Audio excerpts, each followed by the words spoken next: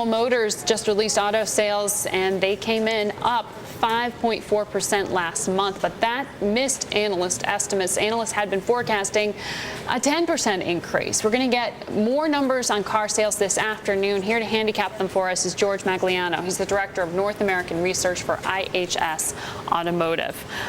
We got those headlines out of GM that they missed surprisingly big by a surprisingly large amount on the same day that BMW says that their profits are soaring here. Is this just a tale of two very different consumers, or is there something else at work? Well, basically, BMW at the luxuries come back. Premiums come back very well from the recession last year. Right now, the economic headwinds, the consumer confidence is taking another big hit. The volume brands are struggling, and we only expected GM to be up anywhere from 3 to 5%. So we weren't surprised. You weren't surprised. Well, interestingly, when you look at all the analysts that we keep track of, on average, the estimate had been that sales for this month industry-wide would be at the highest level of the year. So many on the street were expecting not just GM, but all of auto sales to really be picking up. Yeah. Is the turnaround at GM just a story that's no longer true? No, I don't think it's the turnaround story that's gone sour. I think it's the whole story of the industry and the market and the economy.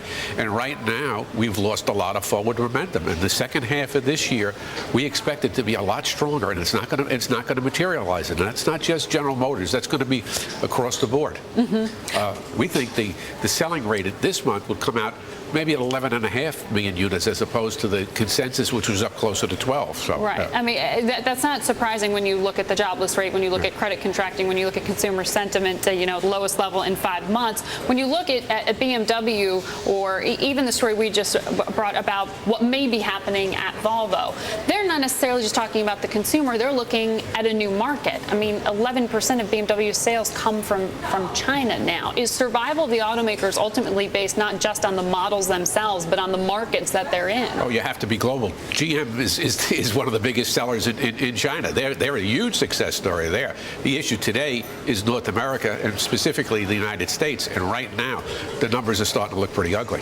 But that international story is not enough to make up for the weakness that's happening here? Well, no, you got to remember there's two different stories that are going on right now.